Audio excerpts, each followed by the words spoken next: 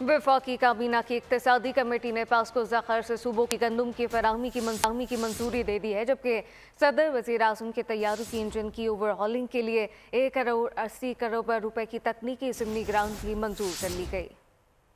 वज़ीर ख़जाना मोहम्मद औरंगज़ेब की ज़ेर सदारत इक्तिसादी राब्ता कमेटी का इजलास वज़ारत दिफा के जहाज़ों के लिए 1.8 अरब रुपए की सप्लीमेंट्री ग्रांट मंजूर कर ली गई। इजलास में वज़ीर आज़म ऑफिस के लिए 25 करोड़ 27 लाख रुपए की खुसूसी ग्रांट मंजूर कर दी गई। ECC ने CDA के लिए 25 करोड़ 20 लाख रुपए की तकनीकी ज़मीनी ग्रांट मंजूर कर ली। इजलास में पास्को के ज़खायर से गंदम की फरहमी की समरी भी मंजूर कर ली गई। मकामी व दरामदगी गंदम पास्को के तयशुदा तनासुब के मुताबिक तकसीम होगी। एलामिये के मुताबिक पासपोर्ट की तैयारी के लिए जदीद मशीनें और सिस्टम खरीदे जाएंगे। ECC इजलास में नैब के लिए 37 करोड़ 60 लाख की ग्रांट मंजूर। सिंध में इमरजेंसी हाउसिंग प्रोजेक्ट के लिए 30 अरब रुपए मंजूर किए। फंड्स रवा माली साल 2024-25 के बजट से दिए जाएंगे।